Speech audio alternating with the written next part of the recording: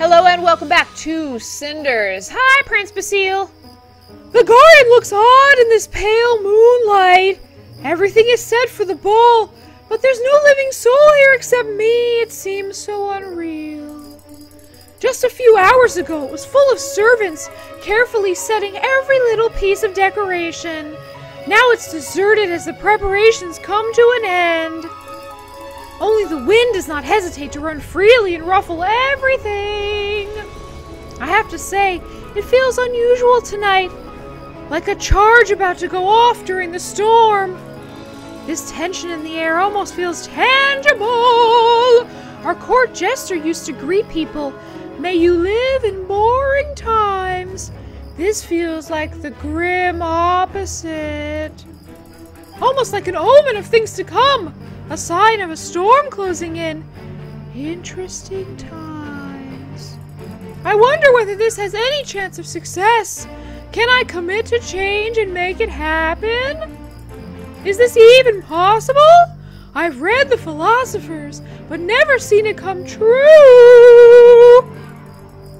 Books and idealistic theories are one thing, but people tend to resist change, even change for the better. Father didn't make it any easier for me either. He was a good ruler, and he's remembered very fondly. Anything I'll do will be seen as betraying his legacy. It would all be easier if he'd been a bloodthirsty tyrant. It feels like a storm is coming indeed. Even if I succeed, history will remember me as a renegade. And will any woman stand by me through this? Is this ball the best way to look for such a person? In the absence of better ideas or better judgment, I have made my decision. The best I could. Now all there is to do is see things through. And hope. That dog. The weather tonight really doesn't feel right. All the dogs in the kennels act as if possessed. I should get back to the palace. Let's hope for an interesting ball night and boring times. That voice is just not happening when he's by himself. It just seems really strange. I'm glad I could finally take off that damn dress. It's badly done, badly cut, tight as hell, and looks ridiculous. No corrections are going to change it. That little old man called himself a tailor. What a joke! I bet I could do a better job sewing a suit for him. Oh, I'd trim his waist good, cut his trousers tight in all the right places. The little fellow would be even smaller by the time I was done. This whole situation is stupid. No matter how tight and tasteless our dresses are, they won't make any of us a princess. Gloria, weren't you supposed to be in the garden? I was, but the weather turned bad so suddenly. I've never seen the weather change so quickly. Oh, my big, mature sister got all spooked by a big, bad cloud? Don't be ridiculous, Sophia. I'm not in the mood for this. Maybe you would like to get all soaked in the rain and look miserable, but I surely don't. Well, I don't see a single drop of rain outside. Neither can I. Strange. I swear I could see flashes between the clouds. It's the fucking fairies. Are you practicing talking about the weather before the ball? Because it's not working. You're still boring. No, but I can see you are already sharpening your tongue. The prince will surely appreciate your wits. And how is your dress, Sophia? By all things held dear and holy by the naive people in this world, I swear, if you ask me this question one more time, you'll feel my pain! The reason I repeated the question so many times today was in the hope that it would stretch a little over time. Oh, well, it didn't stretch an inch. The tailor did a good job there. When I wear it, I feel like a properly packaged piece of pork. Why didn't you tell Mother then when we were at the tailor's? He could have applied further corrections. Because her loving, motherly eyes told me, one more complaint and you're dead, girl. Your choice of words is poor as usual, but I agree with your sentiment. Mine is still much too tight as well. Ha ha!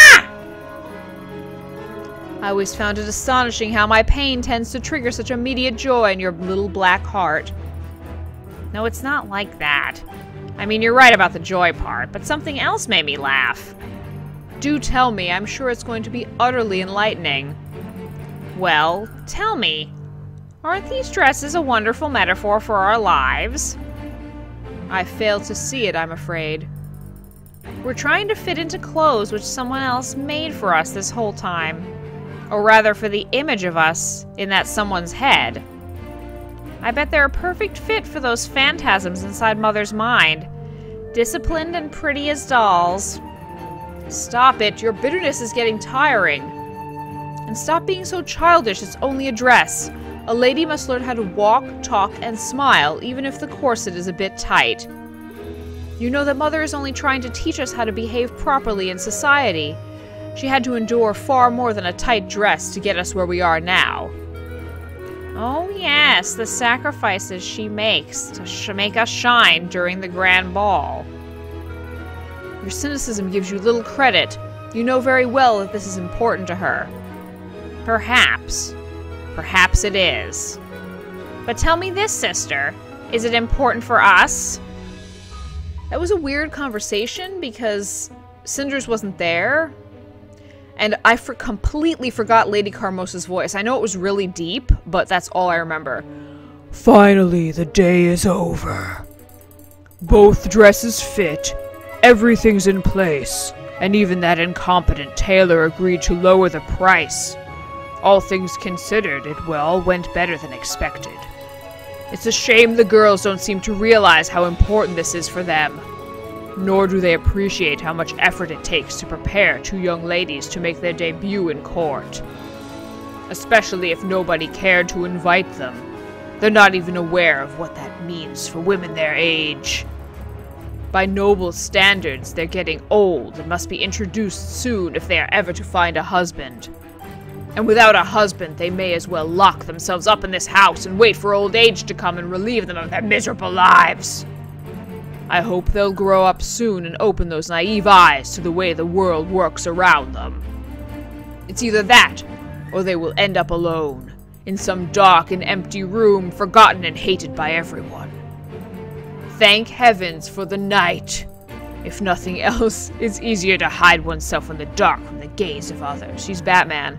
Lady Carmosa is Batman. If no one wants to see it, it isn't happening. That's the way people work. And I learned that lesson the hard way. Is that a storm coming over the horizon? It's one of those strange, cold ones. Without rain. I think I remember a storm like this. Many years ago. That night when she died. ... It's no good to think about things like that before I go to sleep. It's late, and the weather's turning bad. I better close the window before the storm comes. You just said there wouldn't be any rain. Whatever. Do what you must.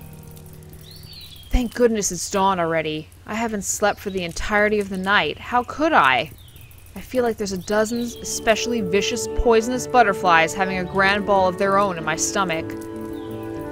Poisonous butterflies. That's a good one, Cinders. Lack of sleep will surely make you very eloquent this evening.